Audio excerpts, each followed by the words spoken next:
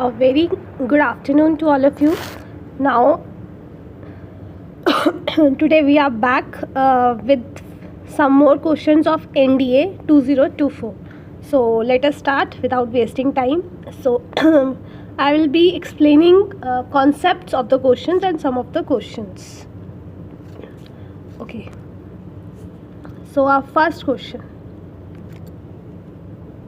Our first question is that we have given if one of the root is minus root 2 and another of the root is root 3. ये equation है हमारे पास I'm sorry, a0 plus a1 x plus a2 x square plus a3 x cube plus x4. इसमें हमारे दो roots दिए हैं, हमें alpha दिया है एंड बीटा दिया है. ठीक है.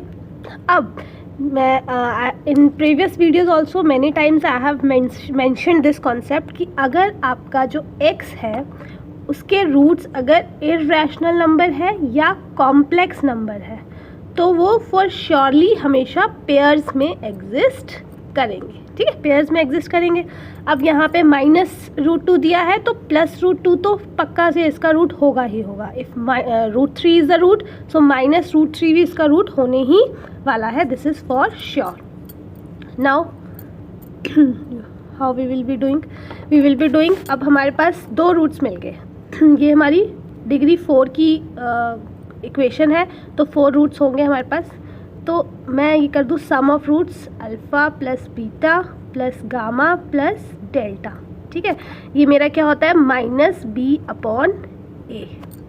नो, यहाँ पे बी क्या है मेरा ये मेरा आ जाएगा a3 और a तो 1 ही है.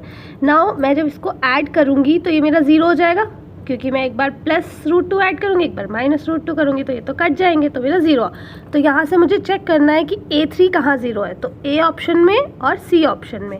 b ऑप्शन गलत हो गया और d भी क्योंकि d में a3 नहीं दिया है. चलो ओके तो हमारा a3 निकल गया. नाउ हमें ना हमेशा ईजिएस्ट की तरफ जाना है. तो माई ईजिएस्ट वन नाउ इज़ अगर मैं प्रोडक्ट ले लेती हूँ तो मैं प्रोडक्ट ले लेती हूँ alpha into beta into gamma into delta. ठीक है, ये मेरा हो जाएगा A B C D E. E upon A हो जाएगा है ना. बी होता है, सी होता है, डी होता है ना. तो ये क्या होता है कांस्टेंट टर्म होती है. कांस्टेंट में टर्म क्या है मेरी a0 और a मेरा 1 ही है. ठीक है, तो a0 आ जाएगा. अब जब मैं इसको मल्टीप्लाई करूँगी तो मैं क्या करूँगी माइनस रूट 2 को प्लस रूट 2 से मल्टीप्लाई करूँगी तो मेरा माइनस 2 हो जाएगा. और रूट 3 को रूट 3 को माइनस रूट 3 से करूँगी तो माइनस 3 आ जाएगा. तो मेरा a0 क्या हो गया 6. तो इसका मतलब सी ऑप्शन मेरा करेक्ट है क्योंकि a3 की वैल्यू भी 0 आती है और a0 भी 6 आ रहा है. चलो नेक्स्ट क्वेश्चन करते हैं. नाउ इसमें हमारे पास ये क्वेश्चन था कि हमारे पास दो नॉन सिंगुलर मैट्रिक्स दिया है. ठीक है, नॉन सिंगुलर क्या होती है जिनका डिटर्मिनेंट कभी भी 0 नहीं हो सकता है और हमें बताना है कि इनमें से कौन सी इक्वेशंस है वो राइट है. इसके बाद ऑप्शन थे कि एक इक्वेशन सही है या दो इक्वेशन या नन ऐसे. तो आप इनमें से बता दो कि कौन सी हमारी करेक्ट है. तो फर्स्ट हमारा है एडजॉइंट ऑफ ए बी जो होता है वो होता है adjoint A into adjoint B. लेकिन जो हमारा फॉर्मूला होता है वो ये होता है एडजॉइंट ऑफ ए बी क्या होता है adjoint of B into adjoint of A. तो पहला ऑप्शन तो हमारा गलत हो गया. ठीक है, अब दूसरा ऑप्शन है adjoint of A B equals to adjoint of B ए.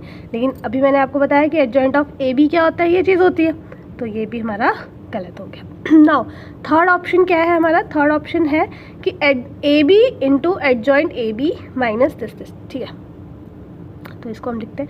अब हमारे पास ए बी दिया है. ठीक है, अब ये कह रहे हैं कि ये जो पूरी इक्वेशन है ना इसको अगर आइडेंटिटी से मल्टीप्लाई कर दे ए बी का ये चीज़ तो ये हमारा नल मैट्रिक्स मतलब 0 मैट्रिक्स आना चाहिए. ठीक है, तो ये हमें देखना है. नाउ ए बी दिया है.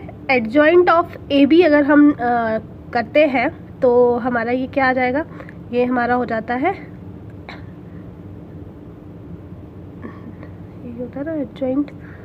ये हमारा ए बी हो जाएगा.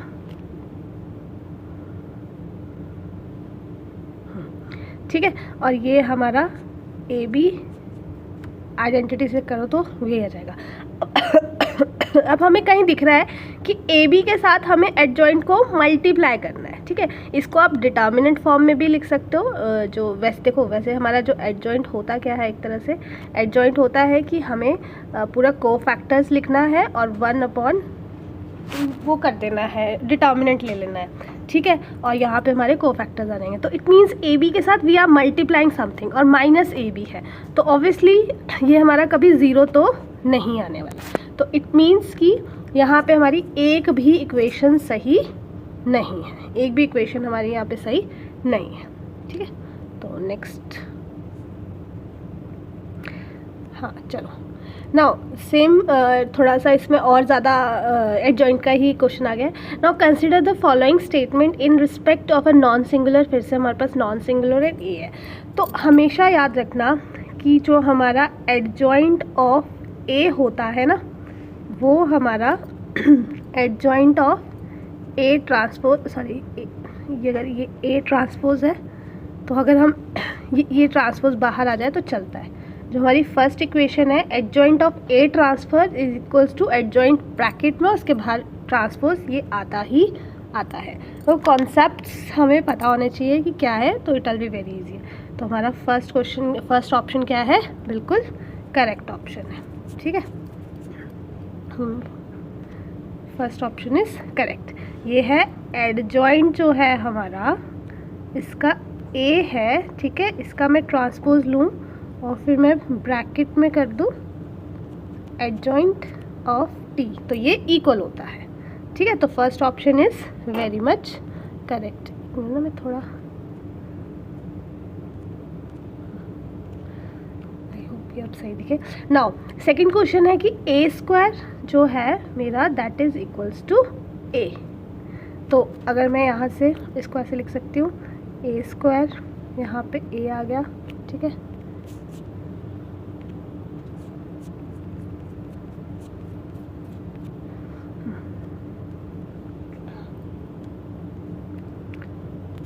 ठीक है, तो अगर मैं a यहाँ पे कॉमन ले लूँ तो ये मेरा बन जाएगा a माइनस आई, ठीक है। तो अब हमें बोला है नॉन सिंगुलर है, तो a की वैल्यू कभी ज़ीरो तो हो नहीं सकती, तो a क्या है, सिर्फ और सिर्फ आपका 1, मतलब आइडेंटिटी हो सकता है। तो विच इज़ यही बोल रहे हैं कि अगर a square equals to a है तो वो आइडेंटिटी होगा। और वैसे भी a स्क्वायर जो a है दैट इज़ आइडम्पोटेंट मैट्रिक्स, और आइडम्पोटेंट मैट्रिक्स जो नॉन सिंगुलर होता है उसका जो एग्जाम्पल है वो आइडेंटिटी होता है, ठीक है। तो क्योंकि इसमें ज़ीरो हमें नहीं बोला गया था। अगर मैं एक मिनट वेट, अगर मैं इसमें एक और मुझे एक एग्जांपल आया, अगर मैं इसको 1/2 ओके, हाँ ठीक है। तो नॉन सिंगुलर बोला गया था, यस। तो इट इज़ करेक्ट कि अगर हमारा आइडम्पोटेंट मैट्रिक्स है और वो नॉन सिंगुलर है तो वो श्योरली हमेशा आइडेंटिटी ही होगा, ठीक है। वैसे आइडम्पोटेंट ये भी होता है, आपकी नॉलेज के लिए मैं बता देती हूँ, 1/2, 1/2, 1/2 एंड 1/2, बट ये आपका नॉन सिंगुलर नहीं होता है, तो ये आपका फिर गलत हो जाएगा, ठीक है। तो बी भी हमारा करेक्ट है। नाउ हमारा जो थर्ड ऑप्शन है वो है a cube is equals to a। Now again अब a क्यूब माइनस a में कॉमन ले लेती हूँ तो it will be a square minus 1 equals to 0। तो इट मीन्स जो a है हमारा 0 तो हो नहीं सकता है ना, तो हमारा जो a होगा वो क्या होगा, या तो 1 होगा या -1 होगा।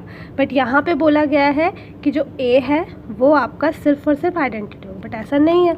अगर मैं एक ये मैट्रिक्स ले लूँ, -1 0 0 देन 0 -1 0 0 0 एंड 1 ओनली। अगर मैं ये भी ले लेती हूँ तो भी अगर मैं इसको 3 टाइम्स जब करूँगी तो ये मेरा ए ही हाँ ये नहीं मुझे माइनस लेना पड़ेगा फिर, ठीक है। तो अगर मैं ये मैट्रिक्स लेती हूँ तो भी मेरा जब 3 टाइम्स मैं इसको करूँगी, पहले इसका स्क्वायर निकालूँ फिर इसको 3 टाइम्स करूँ, तो मेरा आंसर यही आएगा। तो it means third option is not right, only A and B are correct. Now let's do the other question. Now next question is कि एक हमारे पास थ्री ऑर्डर की 3x3 स्क्यू मैट्रिक्स दी गई है, स्क्यू मैट्रिक्स। तो स्क्यू मैट्रिक्स को हमें पता है कि क्या होता है कि जो उसकी डायगनल एंट्रीज है वो तो पक्का से हमारी ज़ीरो होगी। यहाँ पे अगर a है तो यहाँ माइनस a हो जाएगा, यहाँ अगर b है तो ये माइनस b हो जाएगा, यहाँ अगर c है तो ये माइनस c हो जाएगा। ठीक है, ये हमारा स्क्यूज मैट्रिक्स। अब इसमें डायगनल एलिमेंट ज़ीरो हो गई, सर्टनली होगी ना। Sum of all diagonal elements of होंगे ज़ीरो, क्योंकि यहाँ पे हमारा हमेशा ज़ीरो ही होता है ना। A is orthogonal matrix. Orthogonal जो मैट्रिक्स होती है वो क्या होती है कि ए और ए ट्रांसपोज जो है वो हमारा आइडेंटिटी के इक्वल होना चाहिए। This is the definition of orthogonal matrix. Now आपको ये चीज़ पता होनी चाहिए कि जो स्क्यू सिमेट्रिक मैट्रिक्स है, if it's order is odd, ठीक है, n क्रॉस n जो है वो ऑड होगा तो उसका डिटर्मिनेंट हमेशा ही ज़ीरो होगा। ठीक है, लेकिन ऑर्थोगोनल का जो डिटर्मिनेंट होता है वो क्या होता है, मॉडुलस 1 प्लस माइनस 1। ठीक है, मॉडुलस इसको बोलते हैं मॉडुलस 1। तो यहाँ 0 है, यहाँ 1 है, तो it means A is not orthogonal. तो ए और बी इसमें सही होंगे, third option is not correct. ठीक है, इसमें ऐसे नीचे ना ऑप्शन आते हैं कि 1 और 2 करेक्ट है या 2 और 3 करेक्ट है, तो मैंने वो नहीं लिखा है, मैंने सिर्फ क्वेश्चन लिखा है। Okay, now next question is हमें 4 डिजिट नंबर्स बताने हैं और कितने बनेंगे जिनके those who are divisible by 5। ठीक है, ऐसे डिजिट बताने हैं जो 4 से डिवाइड हो। अब हमें पता है 4 की डिविजिबिलिटी क्या होती है कि जो लास्ट में हमारे डिजिट्स है वो 4 से डिवाइड होने चाहिए। तो अब बताओ इनमें से कौन कौन से केसेस बनेंगे, 3 और 2, 1 और 2 और 5 और 2।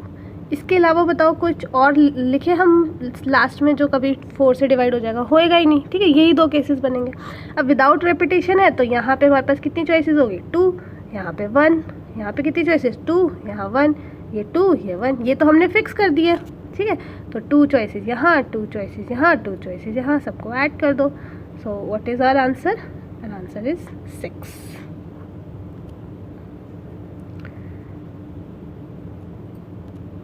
okay, now if a is an triangle then what is the okay, ये हमें वैल्यू निकालनी है, काफ़ी रिपीटेड क्वेश्चन है ये। चलो हम इसको करते हैं। नाउ हमें बताया गया है, क्या हो गया इसको, कि ए ट्राइंगल है। अगर ए ट्राइंगल है तो हमें पता है कि सम ऑफ ट्राइंगल्स क्या होता है, पाई 180 होता है। ठीक है, नाउ अगर हम विद रिस्पेक्ट टू इसका डिटर्मिनेंट निकालते हैं तो इसका डिटर्मिनेंट क्या आ जाएगा, कॉस ऑफ सी मैं ले लूँ, ये 0 से हो जाएगा, ये मेरा आ जाएगा sine B into 10 B plus C. ठीक है, बी प्लस सी आ जाएगा,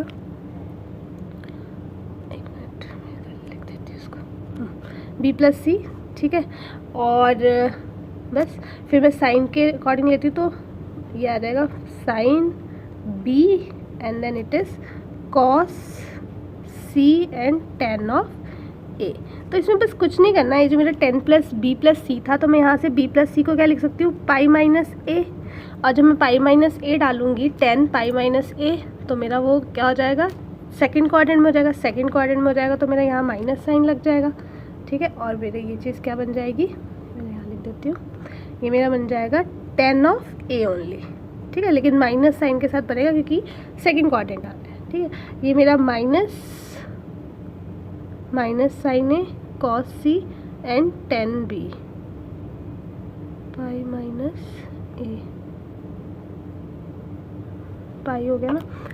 तो ये मेरा ओके, कुछ गड़बड़ की क्या मैंने, दिस ये तो प्लस ही आएगा और ये यहाँ से यहाँ, अच्छा ये ऑलरेडी यहाँ पे एक माइनस साइन था तो ये प्लस हो जाएगा साइन। अब ये टर्म प्लस है, ये माइनस है, तो दोनों को कट के answer is 0। 0 is your answer. ठीक है, तो okay, this is all about. But एक और क्वेश्चन आया था, वो शायद मैं लिखना भूल गई तो मैं वो यहाँ पे बता देती हूँ। एक और क्वेश्चन था, वो क्वेश्चन ये था कि बताओ 4 digit total, how many 4 digit numbers are there, कितने 4 मैंने डाला तो था, ये आया नहीं क्या बीच में,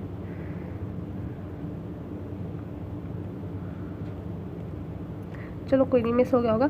I explain you here only, ठीक है। आई एम सो सॉरी कि वो नहीं आया, बट एक्सप्लेन कर लेते हैं। नाउ क्वेश्चन ये था कि हाउ मेनी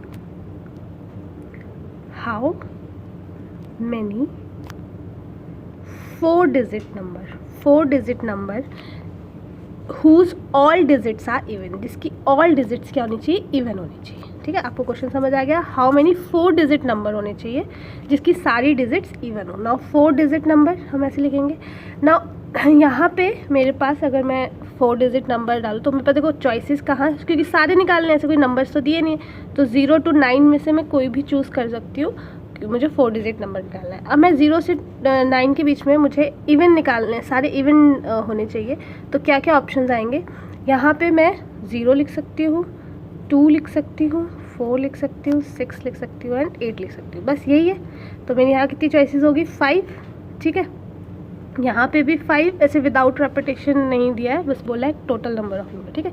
तो मैं यहाँ पे भी 5 लिख सकती हूँ और यहाँ पे भी मेरे 5 चॉइसेस आ जाएंगे, क्योंकि इवन ही डालनी है सारी मुझे। लेकिन यहाँ पे जो मेरी 4th पोजीशन है वहाँ पे मैं सिर्फ 4 ही डाल सकती हूँ। वाई, क्योंकि वहाँ मैं 0 नहीं डाल सकती। तो बस ये मेरा आंसर हो गया। 5 5 से 25, 125 इंटू 4, तो it is 20 and 48 50, 500 is my answer. तो ये भी एक क्वेश्चन था। So thank you so much.